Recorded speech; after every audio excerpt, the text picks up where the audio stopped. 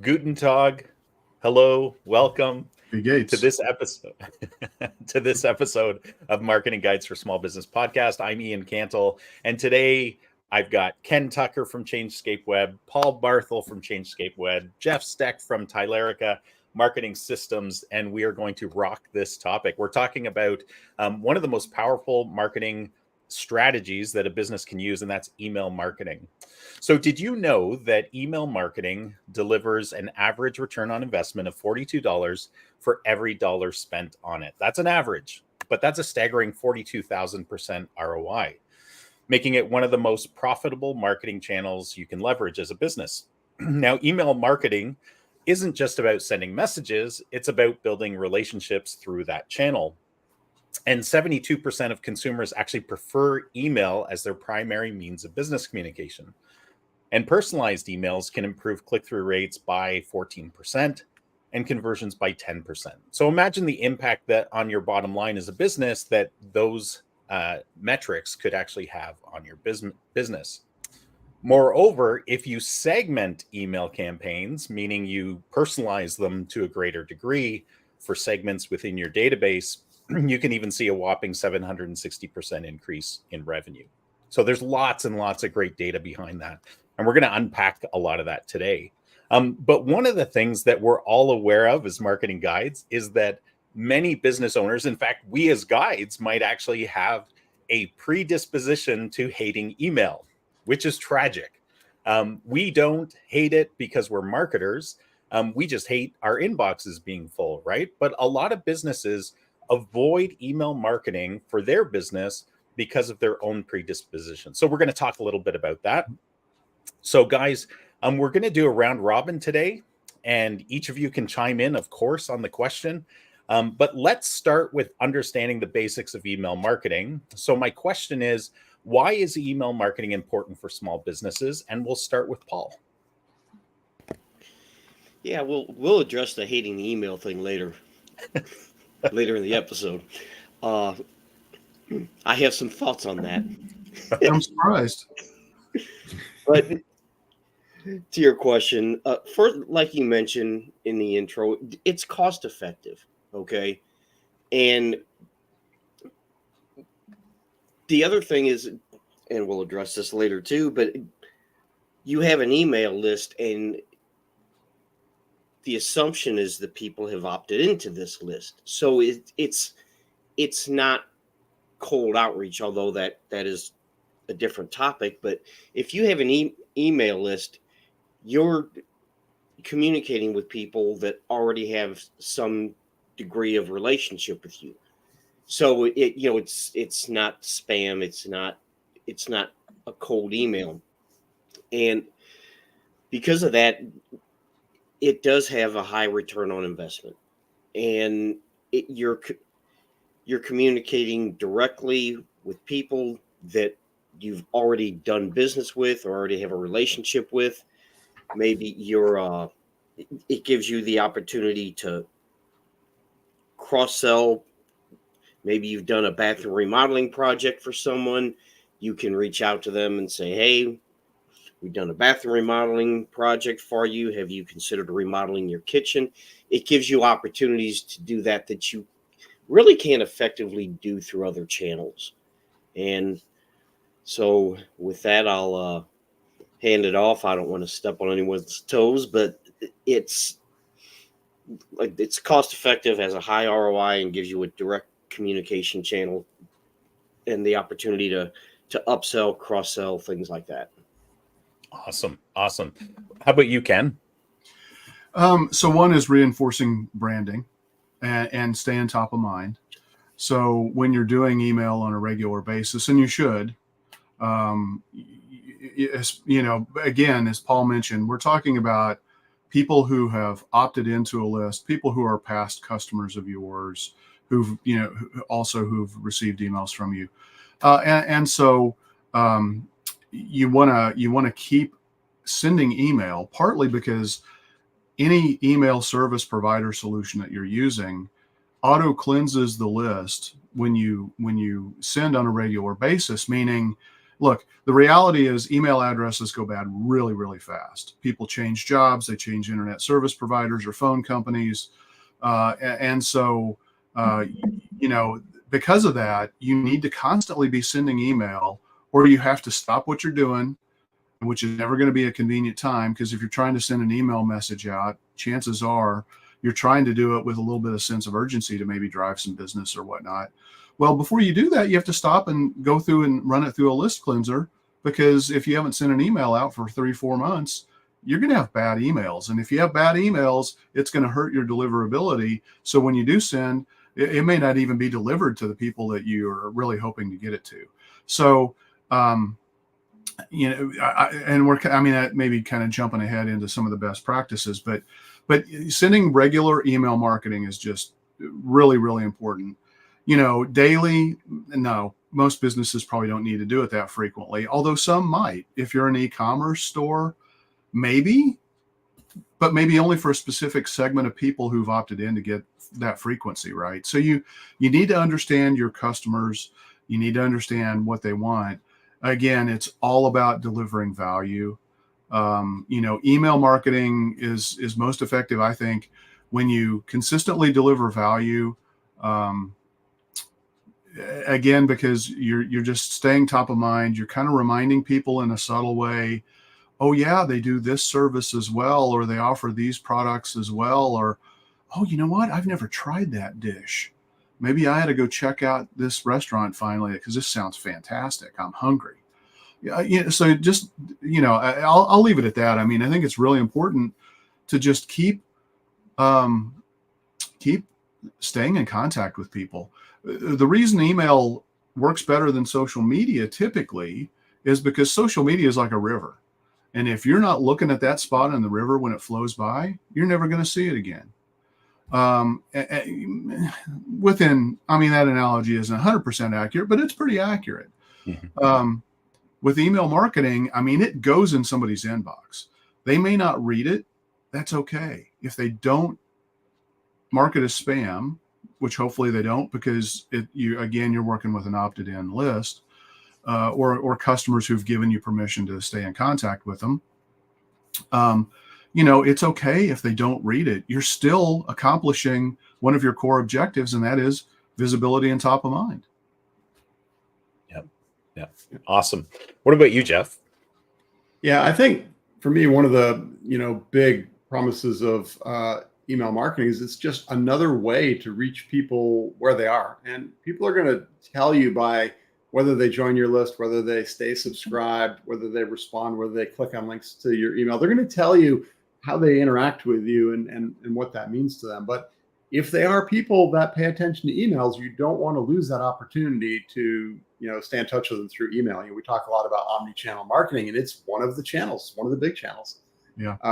Is it being abused? Yes, we're going to talk about that later, I think, in the best practices, and the worst practices, the don'ts. But if your audience pays attention to email, you absolutely want to be leveraging that. And it's applicable to all different businesses. If you're a transactional business, for sure, e-commerce, you can do thank yous, you can ask for reviews, you can do follow-ups, you can do reminders. Hey, you bought a 1-month supply and it's 20 days in, you're probably going to want to order more. You can do all kinds of cool things in email. If you're a relationship-based business, rather than not being in touch with your client base for 3 months, you can have that once a week or twice a month or even once a month newsletter kind of update what's going on in the industry, what's going on in the business, things that people care about. And I think that's one of the things you've got to give people some value in your content and what you push out for email. Like anything, it can't just be all buy our stuff, right? Yeah. But whether you're relationship-based, transactional-based, it's a way to meet people where they are and give them something they can use. And then on the marketer side, the business owner side, there's a ton of metrics you can get from it. And we'll talk about that a little more later too. I think, some of them aren't as useful as they used to be, but you still get information about what people are doing. And particularly when you tie into their past behaviors and you start segmenting your lists and being able now to tailor your content, you can conceivably, through the automation platform, send an email that has most of the email the same for everybody, and then maybe a section interspersed that's a little different for each audience. So you can personalize the email a little more. You can tune your content toward what they're doing. I'll give for instance, I maintain the email list for a nonprofit organization, but they are membership based. They do charge for it. And when we pay attention to where people are in their membership cycle, and if their membership has lapsed and we remind them of it, we see re-signups. And it more, again, going back to your ROI that you mentioned, and it more than pays for the email platform just to have those recaptures of lapsed memberships. So yeah, there's a lot going on in terms of where you meet people, how you use it, what you tell them, and yeah, do it right. But when done right, it can have those ROIs and those huge benefits for not a ton of effort. I mean, when you set up automations and flows, boom, boom, boom, a series of 5 or 10 emails goes out just by virtue of somebody taking an action. That's huge efficiency, right? I think there's a lot of good stuff going on with email, and don't count it out. It's not dead. Yeah. Ian, I know you've talked about some scenarios for some of your clients, where email marketing is fantastic. So I'll let you do that here in just a second. The key is that if you need to step on the gas pedal and you've got a list and you're maintaining a list and it's a quality list, email marketing is the best way to step on that gas pedal and get business for your, and generate revenue for your business. Yeah. I think just to add to that, I think the biggest key to all of this of making, email marketing work is to be a welcome guest, not an uninvited pest, right? So, a lot of us hate email because they're uninvited pests to us. Like maybe we filled in a form somewhere, maybe we didn't. Like we all get unsolicited spam emails. But for clients where they've built up their list over time, I'm always amazed. So just using the dental practices as an example, and even like windows and doors companies, I'm always amazed because as a marketer, you're putting best practices in place for your clients, and essentially every time you do that, it's confirmation of whether those best practices still work, whether you need to modify them. The feedback mechanism is always there. And I'm always amazed where we send out an email newsletter for dentists, for windows and doors companies, and we immediately see form fills or phone calls coming in. That always amazes me because it's like everybody knows they have to go back to the dentist. It's not like, my 6 months is up or whatever, right? We all know that. But until you get that reminder, that top of mind reminder, you don't take action sometimes. And so email marketing can be a tremendous action instigator, right? Like it can really move people to action. Which is, I think as a marketer, it still surprises me sometimes.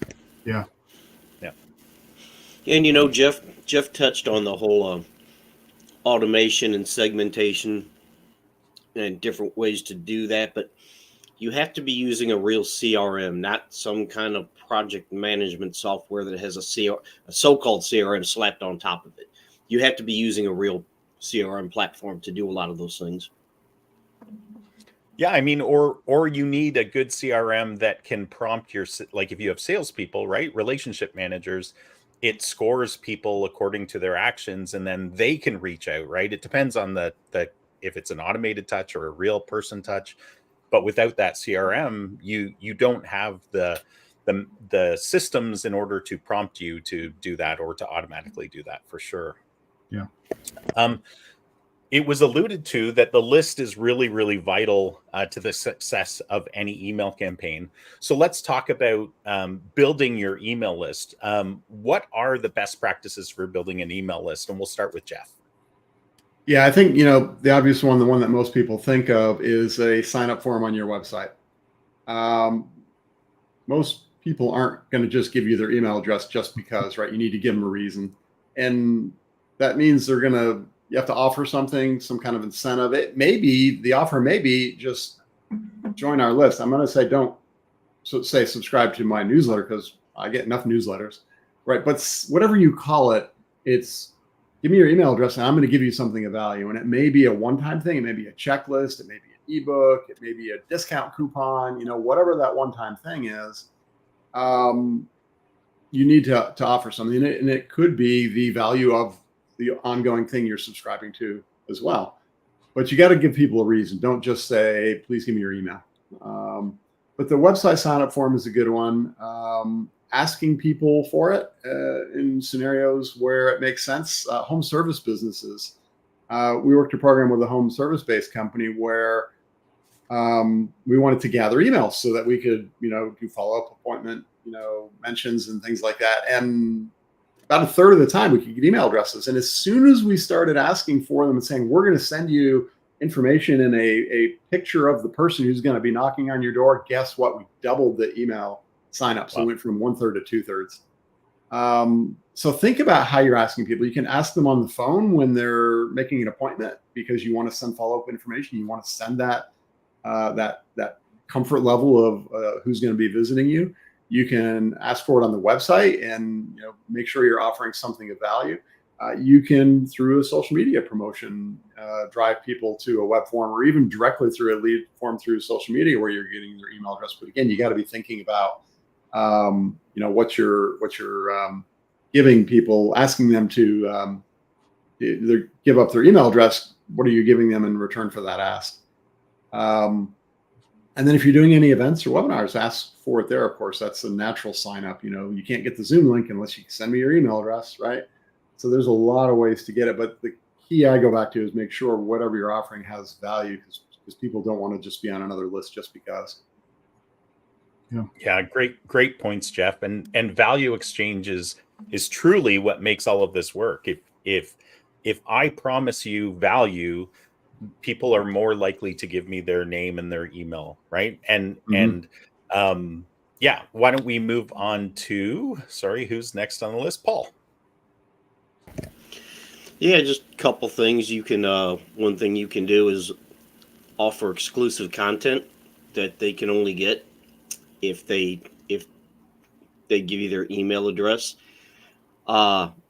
There's some debate on this one. I hate them, but there's data that says it works. But the pop-ups, on exit or when you scroll to a certain point on the website, or after a certain amount of time, you get a pop-up sign up for your newsletter or for sign up for whatever. They irritate me, but like I said, there's data that says they work, so don't discount them, I suppose. Don't go by what irritates Paul. Hey, data Don't says they irritate work. Paul. They don't work for me, but there's data that says they work. So, no, those are just a couple of things. If you're having an offline, a trade show, you can have some kind of promotion there where you can collect email addresses. So I don't know. Those are just a few things that come to mind for me. I'm sure Ken has more. Yeah. Why don't you pop in, Ken? All right. Well, the first thing I want to mention is I think that it's super important for you to try to get as many of your followers from social media to become members of your list, because you guys have probably all seen it or heard horror stories about somebody's page getting shut down, or whatnot. And so you don't own the social media properties, but you can own your list. Now, you may not own it in the tool, because again, if you're an abuser of sending spammy emails, your email service provider is going to shut you down and you can't use that tool, but you can still own and control your list. You can keep that in an Excel spreadsheet or whatever as a backup copy. So I think it's important for people to realize you need to move them onto a platform that you own and control. You don't do that with social media. Mm-hmm. So it's all about value, right? I mean, there's a transactional value that has been associated with an email address that it's at least generally $25 or more before somebody's willing to give you their email address. They have to have that perceived value. So if you're going to just go with unfortunately, this is the most common way for people to ask for email addresses, sign up for our newsletter on their homepage of their website. If you don't give people a reason why they should sign up, they're not going to sign up. Why would they? I mean, especially in the world we live in where there's so much spam and many of the spam messages that you get, or even legitimate messages you get sometimes, are dangerous because they have they're phishing emails, or they have links to websites that that are not pristine and cause all kinds of potential dangers.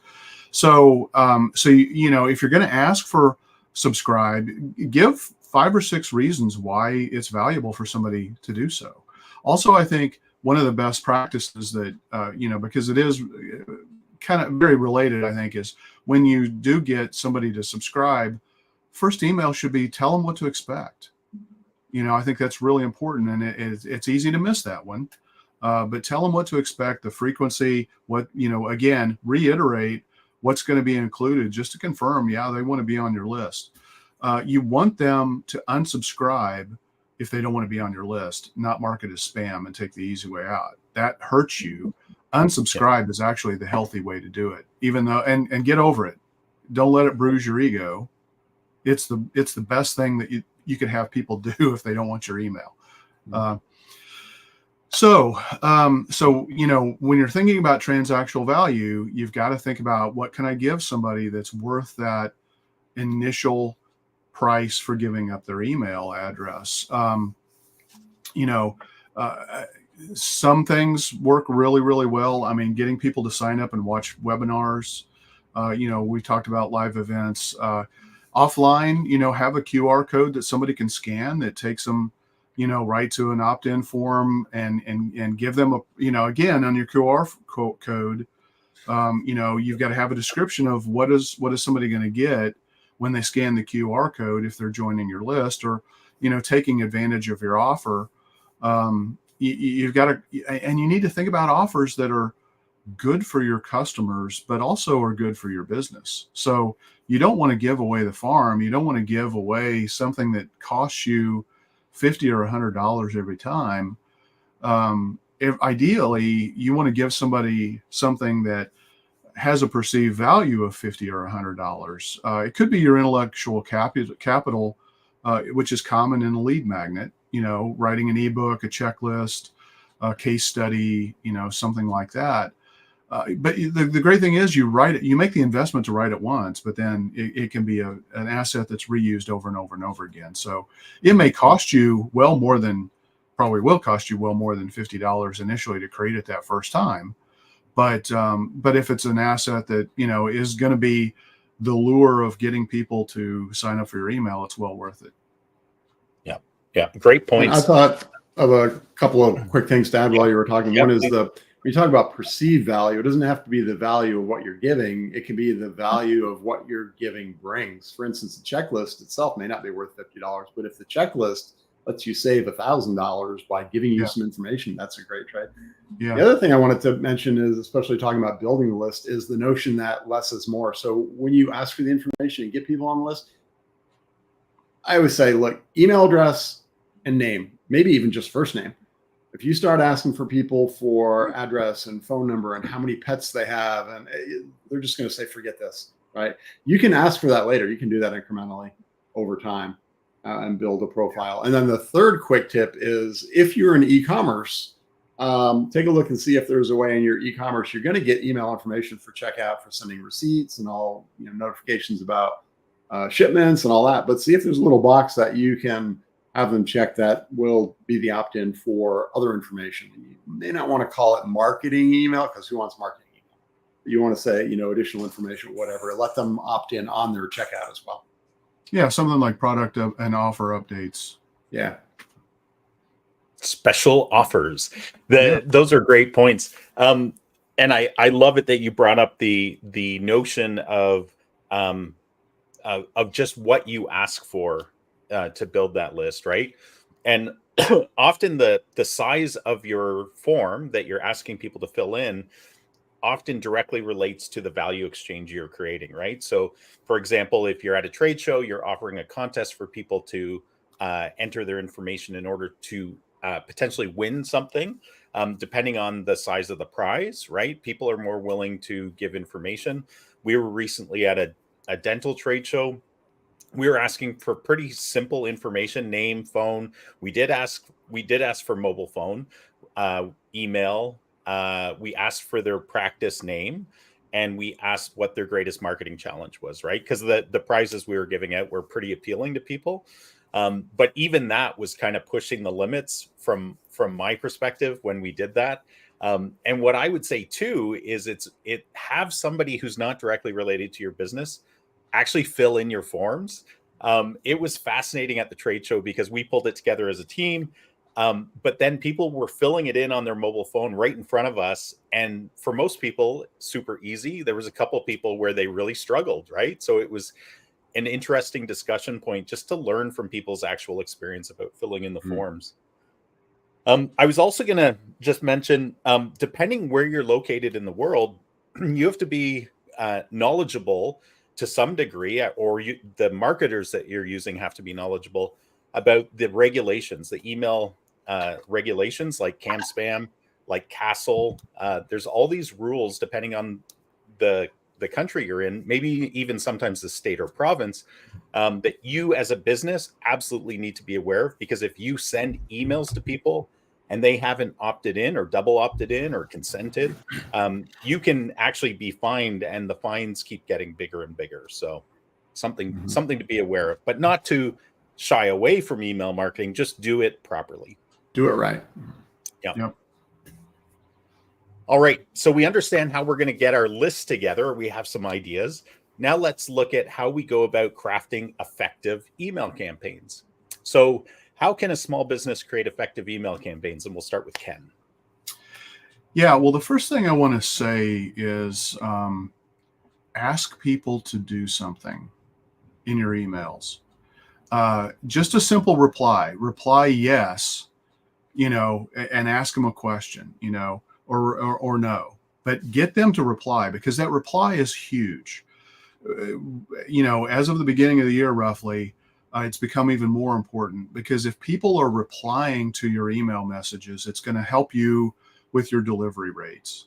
So, a lot of people aren't doing this, and it's a real missed opportunity. So some of your emails should be designed, where you literally all you want people to do is, let me know which of the three options are most appealing to you, and reply with the number.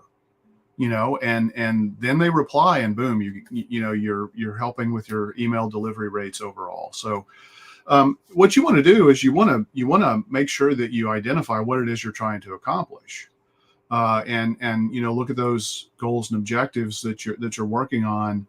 As Jeff mentioned, there are transactional emails, there are monthly newsletter emails. I mean, there's a whole host of different types of emails. Some are literally just notifications and reminders, hey, your product is about to be delivered. Remember, you've got this appointment at this time. Here's the address, things like that. But then you also have the informational, and then you also have, the emails that are provided to people that, that are designed to nurture them and move them through, their buyer's journey, or their sales funnel. And so you want to definitely think about what is the purpose of each and every email that you're sending. When you send an email series that's designed to nurture, I think this is, one of the best ways to make emails really work is, people may be ambitious and say, yeah, I want to sign up and I want to watch that webinar or this or that. But at the end of the day, give them an easy button. It's like, don't ever forget to include, and oh, by the way, if you'd rather just have a 15-minute conversation to kind of hit the highlights of what we're going to be talking about, schedule your appointment now. Because really, your goal is to try to have some interaction and some conversation, typically with your client, customer, or patient. But again, it has to be aligned with what you're trying to accomplish, right? So subject lines are super important. You need to be aware of what words are going to trigger spam complaints, and keep your emails from being delivered. We talked about free is not okay in an email subject line. Yeah, but to have free listed on a Google ad for like a free consultation, that's perfectly fine and acceptable. So you got to understand, what there is there. I know HubSpot's always done a great job of maintaining a list of spam kind of keyword or spam kind of words that will trigger, delivery problems for your emails. So, so just do a Google search and look for, spam email words and avoid those. Personalization, Jeff mentioned that you want to ask for minimal information.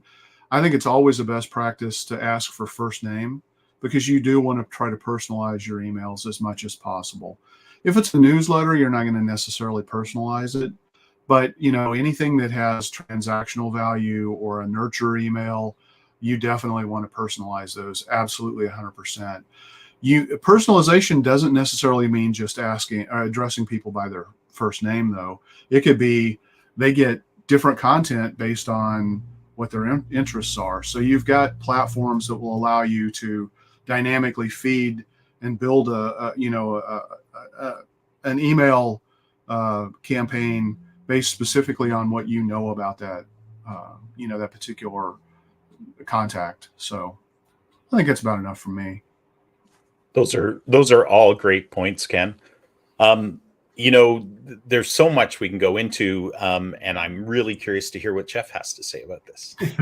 Yeah, just continuing on that personalization line. Yeah, that is also important. I absolutely agree. It's more than just the first name. And I'll give an example. Let's say you meet somebody at a trade show, you get them into your email system, and then the follow-up, 6 months later, maybe you want to send them a message about your new product launch or something.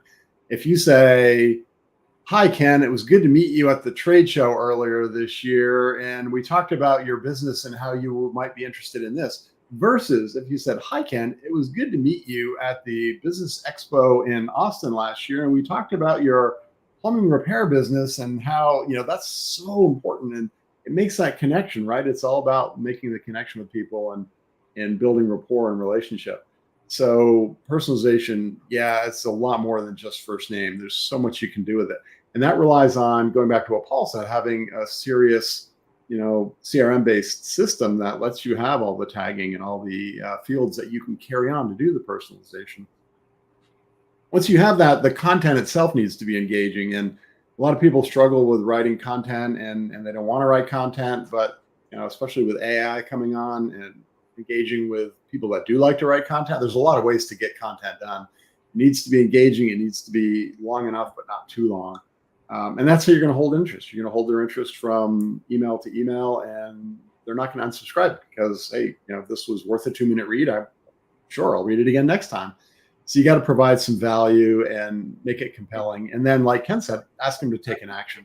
Marketing is about finding your ideal client audience, telling them something about what you do that's better and different from what everyone else does. And then the part that gets overlooked so often, getting people to take action, because otherwise you're telling stories, and stories are great, but action is what puts money in your bank account. So have those strong calls to action, give them, something to do and a next step. It doesn't have to be buy our stuff right now. It may just move them further down the funnel. But always, give someone people to do and lead them along. And again, as Ken said, that's also how you can get some more metrics, get some more tracking. Just an open rate doesn't really mean anything anymore. I think we're going to talk about that later. But the clicks, the follow-ups, the replies, that means something, and those come from your calls to action. Awesome. Great points, Jeff. What about you, Paul? What about me? What'd I do? It's what you didn't do. Well, one thing, I'm going to touch on something here. One thing is compelling. I'm worried. Compelling subject lines. Now, I'm not a content writer. Maybe a content writer can explain exactly what that means, how you do that, what that is. But apparently that's something you're supposed to do. But we've talked about engaging content. This shouldn't have to be said, but mobile optimization. Make sure your stuff works on mobile devices. Because isn't mouse type. I see that all the time. Like, you get emails and you can't read them because they're too small. Yeah, exactly. Yeah. So I think that's but yeah, like I said, that shouldn't have to be said, but yet you see it all the time. A/B testing, test, and I'm not going to go into how to do this, but test different subject lines, different call to actions. A/B testing is always important. Visual appeal, there's some debate on this as to whether you should deliver text only emails or HTML emails, because text emails have better deliverability, but from an end user standpoint, a lot of people tend to prefer the HTML emails where you have the different visuals and graphics and things like that. And you talked about compliance, probably talk about that a little bit more later, but the content, and we've touched on this too, the content has to be valuable to the end user. And Jeff was talking about different ways to personalize your emails, and that goes back, you have to have a real CRM to do that. So those are all important things that if you're going to have an effective email campaign, you need to have these things. These are all things that need to be considered and built into the campaign. And we've talked about objectives and segmentation, and it's important because go back to the remodeling example. If you did a bathroom remodeling project and you send a email out to someone about doing a bathroom remodeling project that you've already done a bathroom remodeling project for, you're probably just going to irritate them. And that's why segmentation is so important. Yeah. Paul, you hit on a bunch of good things. And I think the follow-up point I would make is pretty much everything you hit on can be done very easily in a serious system. But if you're just trying to use your Outlook or your Gmail and send to everyone on a blind copy, you're not going to get, A/B testing. You're not going to get mobile optimization, previews, spam checks, all that stuff. You got to be using serious systems. And if you are sending stuff to a whole bunch of people and putting them on blind copy, that's killing your deliverability, by the way. So get on a serious system that's CRM based. Yeah. And you should not be doing email marketing from Outlook or Gmail or whatever. Yeah. Anyway. Yep. Yeah. I just want to reiterate. So we are so focused on strategy first as consultants that sometimes we forget to remind people, like, if you fail to plan, you plan to fail. You have to have a plan for your email campaigns. Like, yes, you could just throw something out there, but without a plan, like you're being foolhardy, right? Which leads into, I think a couple times you guys have referenced the buyer's journey, but email can be so powerful in almost every single step of the buyer's journey of know, like, trust, try, buy, repeat, and refer. In virtually every one of those stages, you can use email. Now, at the top, the know stage, the only way you can really use email is some connection with ads or buying a list, cold outreach, which, of course, we've talked about before. There's lots of challenges with cold outreach. You have to be super, super careful. You don't want to tarnish your domain, but it can still be very powerful. One of the things that you mentioned, Paul, where you were talking about HTML versus text emails, I think that's really, really important for you to consider in your plan as well. We've done some interesting testing because we were monitoring a service provider for one of our clients that was doing cold outreach programs. And one of the programs they were doing was very almost like SMS text-like messages through email, where they would send out a more detailed email to start to, offer something. But if somebody showed some interest, but then they didn't respond, the next email was like the simplest little, it looked like it was from a real person. It wasn't, it was automated, but it was just like, hey, John, are you still interested? Right. And it was interesting to observe how in the right place in the marketing hourglass or the sales funnel, that can be really, really effective. So you do need to think about, like, do I go branded? Do I go unbranded? Do I go simple text? Do I go HTML? I wouldn't say over engineer it, and don't, again, get yourself stuck by thinking through this. Do it and then learn from it. That's the key. If you're doing cold outreach, you should probably almost always be doing the text-based emails. Yeah. On cold outreach. In a separate domain. Absolutely. Well, that's later in what you don't do. section here.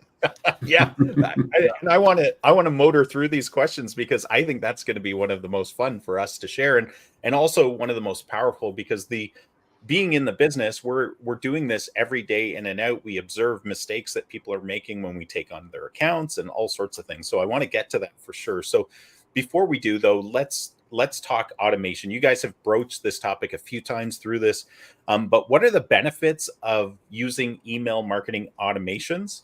And we'll start with Paul. Well, I would start by saying automation in general, not just with email, and that's a whole other topic, but automation in general can benefit your business in so many ways. But it's efficient. It saves time, it saves money, it saves resources, because you don't have to have someone manually doing these things. And if you have an email automation, it's consistent. So you have efficiency and you have consistency, and if, again, going back to using a real CRM, you can personalize these emails through automation. You can pull in, we're all familiar, have different terms for it, but merge tags is a common term. I think everyone knows what that is, but different CRMs use different terminology. But yeah, it helps you personalize, and you can build, lead nurture automations, and there's just so much you can do with automation. And I don't want to, I know we're already coming up on 45 minutes, so I'll hand it off to I guess Ken.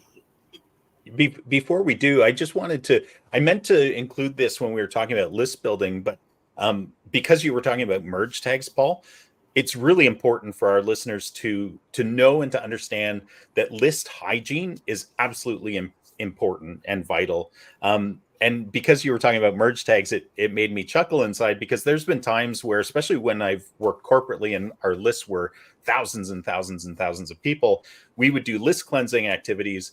And there were common things you'd look for, like Mickey Mouse and, all these crazy things that people enter into forms, and bad stuff. But the funny thing is and it's not really funny for small businesses where it's very personal, is that if you don't do list cleansing, you're sending out stupid emails, right? Especially when you use personalization, because if somebody puts in something stupid, it's going to show up as stupid, right? So,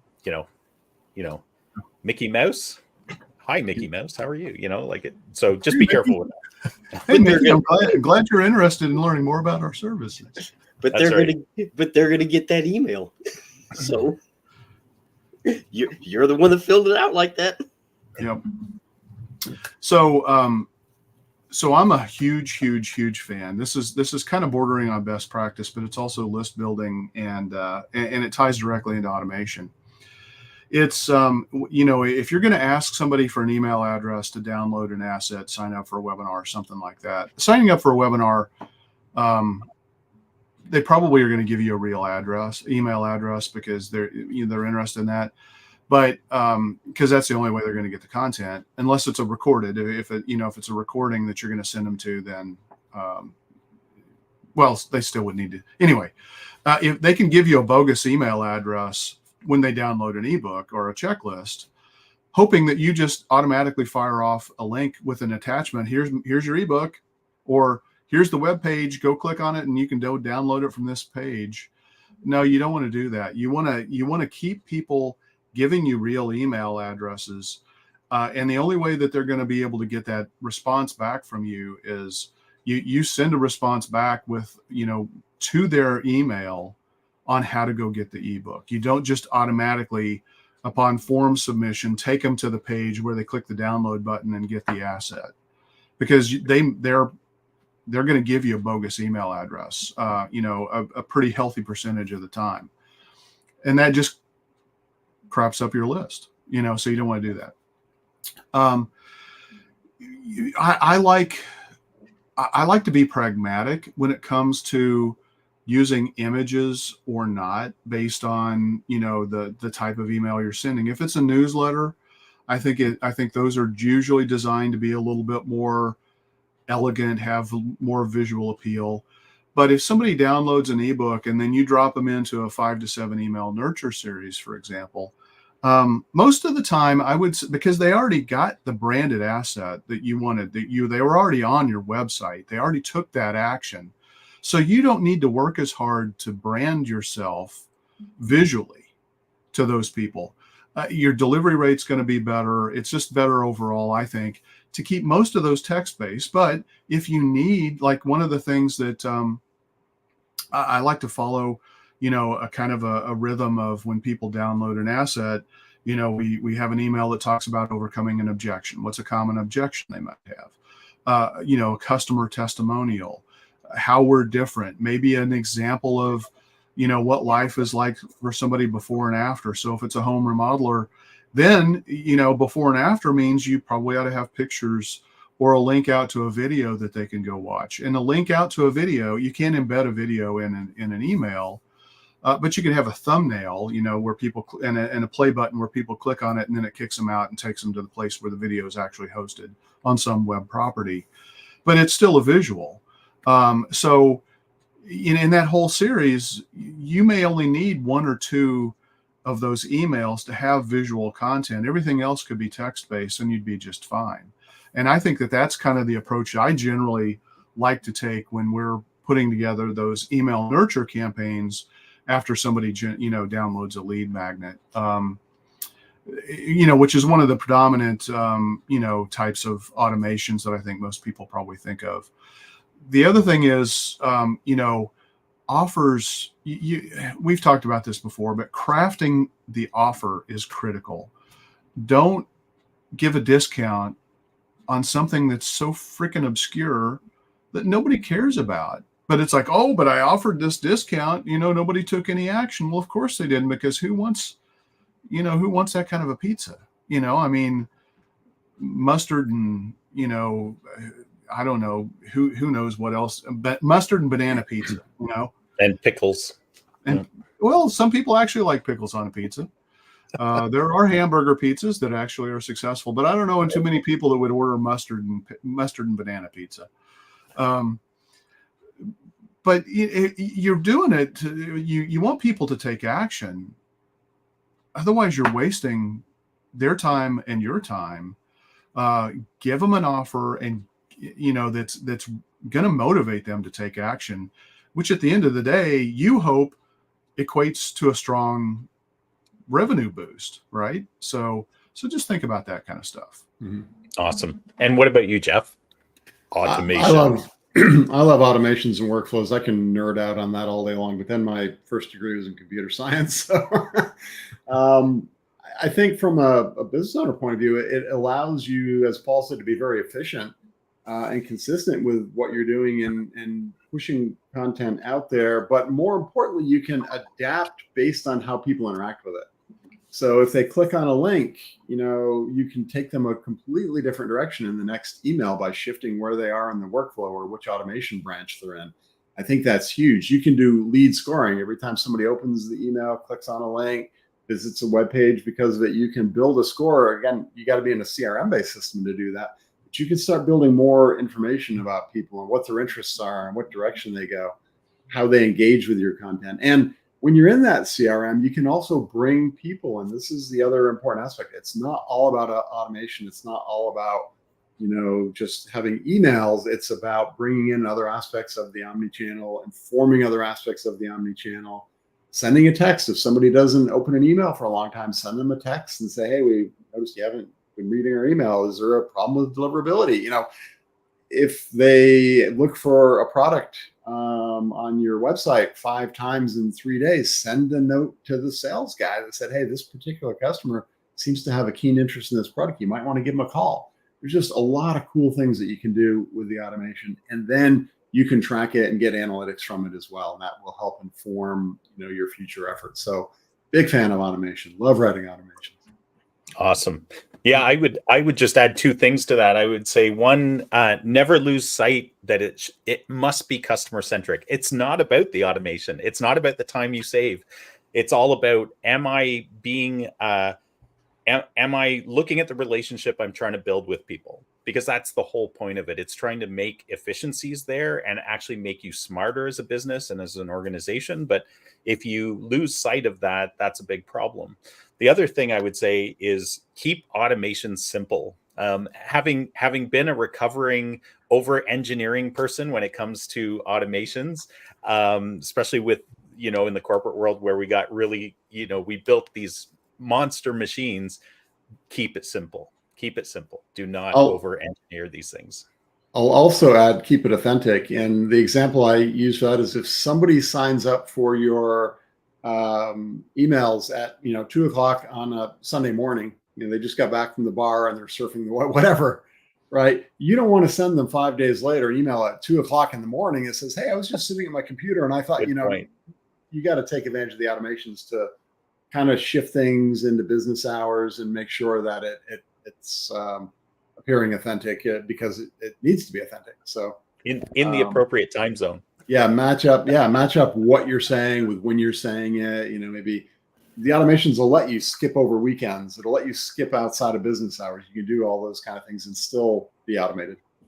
Yeah. And that can actually be a little tricky because there are people that work third shift. Yeah. So they may very well, 3:00 in the morning, that's the middle of the day for them. Yeah. I mean, they will interact on their terms, right? But Yeah. If that's your target audience. If you send an email back that appears, I was just drinking my morning coffee and it shows up to them at 1:00 in the morning, it's like, were they really? Yeah. I'd like to add one more thing too, and that is, this is going to fly in the face of most people say as a best practice, but people do this all the time who are extremely effective in email marketing, and that is they send an email to somebody who's already opted in to take the action. Again, a very similar or the same email, and they get, because again, if you're delivering value, you're not going to unsubscribe. If you sign up to watch a webinar on the first email you get 5 days out, most smart marketers are going to do 5 day, 3 day, 1 day, and then a reminder the day of, or something like that, or something similar. Maybe not quite that number of volume, but if I sign up day 1, I'm still going to get the emails from them day 3, day 5, and the day before, because you know what?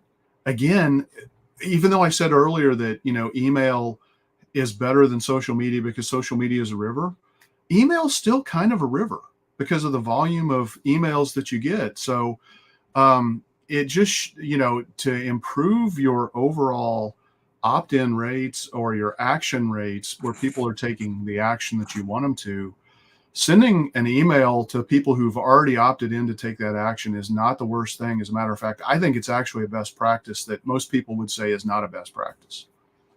And I would modify that. I would just say, switch them into a different category and send them reminders of what they're going to get out of that webinar, right? You don't even have to do that, but you don't even have to do that. But I think that works even better. I think most people that are doing best practices, because it actually shows that you understood the action they took. It's being more authentic, right?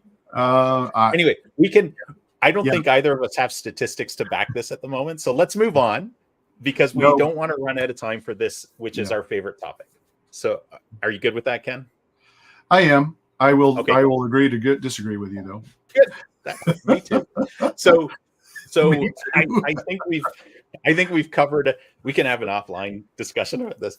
I think we've covered a bunch of things that we best practices. We've also hinted at some mistakes we've seen, but let's talk about mistakes we've seen that we think people should be avoiding. I think this is really, really important because this can save you guys, our listeners, small businesses, tons of time, energy, and money.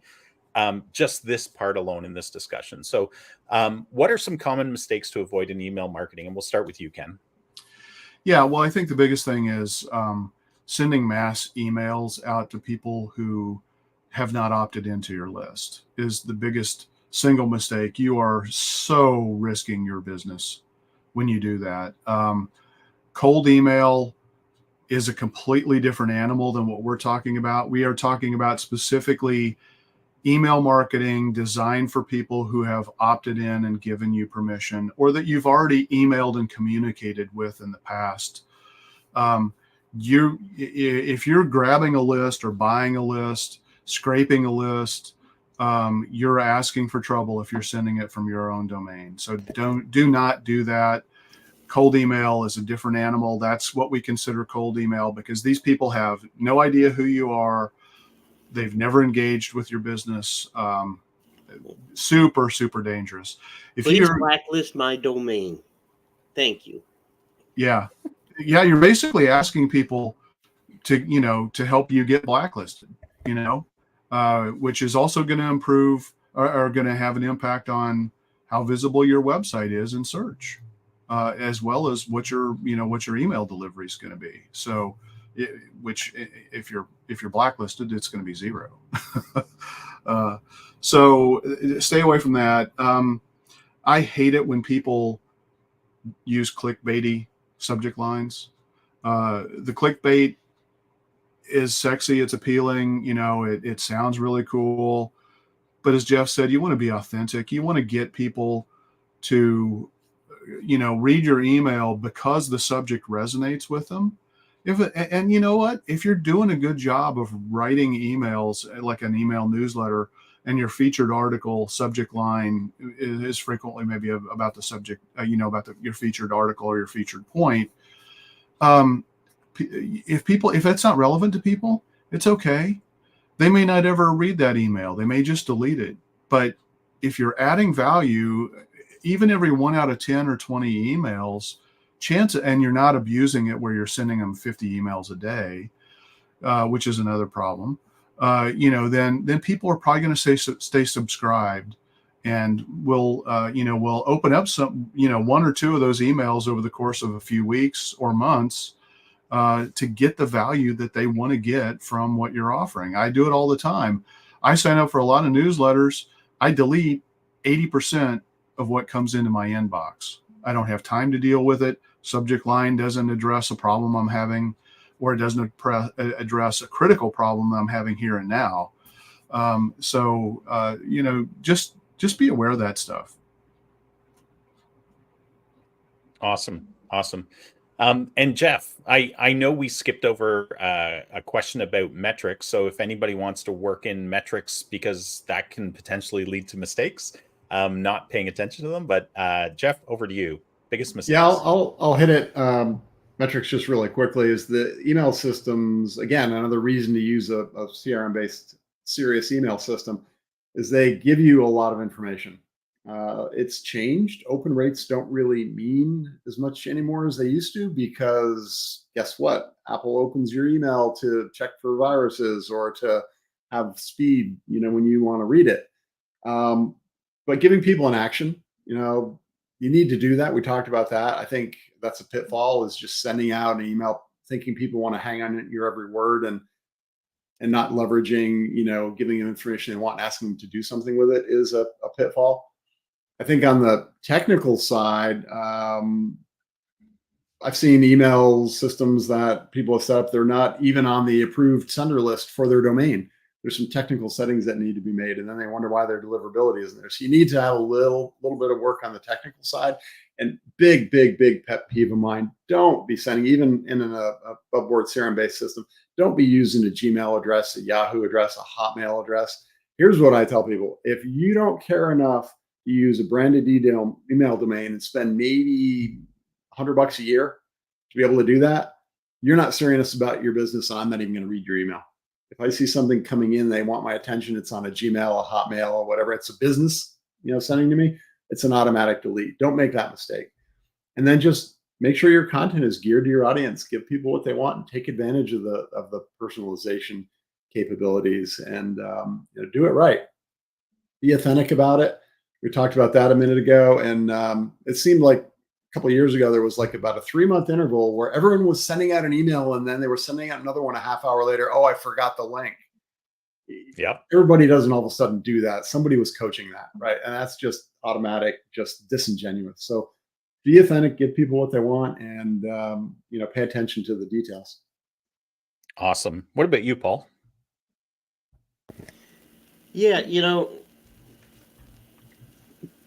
could write a novel off on what people shouldn't do with email. But Jeff was talking about sending from a free email address. Well, a lot of CRMs, at least the one they won't even let you do that. Mhm. So, and again, it's I think a Google Workspace account costs you like $6 a month for an email address. I mean, Mhm. seriously, okay, and you're too cheap Yep. to pay for that. Oh, by the way, Apple and Google aren't opening your email to scan for viruses. They're opening your email to collect data. Speed. That's And that. that's why they're reading your emails. Actually, I think it's Microsoft that does the virus scanning and collect data on you. Actually, they all actually do scan for viruses, but they're really opening your emails to collect data on you. But even to this day, if I get an email without an unsubscribe link, you're automatically marked as spam. And I can't believe this day and age that people still are sending out emails without an unsubscribe link. I mean, you're just asking to get marked as spam. Yeah. So I guess those are the biggest things. I know we're over an hour here, but those are kind of the biggest things that, and ignoring feedback, couple of things here. First of all, ask people what kind of content they want. If you have different types of content, ask people what kind of content they send out a survey. Ask people what kind of content they want. And if you have multiple newsletters, and some businesses do, if someone subscribes to one newsletter, that does not mean they automatically want to be subscribed to your 7,000 other newsletters. You're going to get marked as spam. Don't do that, But it happens all the time. So, like I said, we're over an hour. I could go on. I could write a novel on this, but I'll leave it at Sure. Yeah, and I'll just add a few quick things. Mistakes we've seen that people could easily avoid is if you're doing automation and you're using merge fields, make sure that the merge fields work correctly. Test your emails, send it to your own people. Because Dear comma. Exactly. I've gotten many where somebody has used ChatGPT or they've gotten a template from somewhere and it's got like merge field here or first name, but it's actually not the actual real merge field, right? And then also Hi, merge field name. Exactly. And then also have a default. Like what happens if it doesn't actually have something to populate the field with? And then the two other things I've mentioned already, but I think they're so vital. Have a plan. Use metrics to guide, how to, what's happening with it. Is it being effective? And don't forget to be client centric. I think if you keep, use all the tips that you've heard from these guys today, because we've covered some key statistics about email marketing, why it's valuable. We've talked about how to build your list, some best practices there, best practices for how to create great campaigns. We've talked about automation and workflows and and we've broached the idea of how to measure success and what mistakes to avoid. So I think I think we've run out of time, guys. I didn't think it would go this long, but this is a really important topic, and I'm so appreciative. And I think our listeners are of all that you guys have fed into this. So thank you. I encourage our listeners to share, to subscribe, to rate us on the podcast platforms. And also, if you need help with your email marketing or any type of marketing, please reach out to one of your marketing guides here. All of us offer free consultations or free discovery calls where we can, help you as best as we can, even over a phone call. And until next week, folks, keep calm and market on. Thanks, everyone.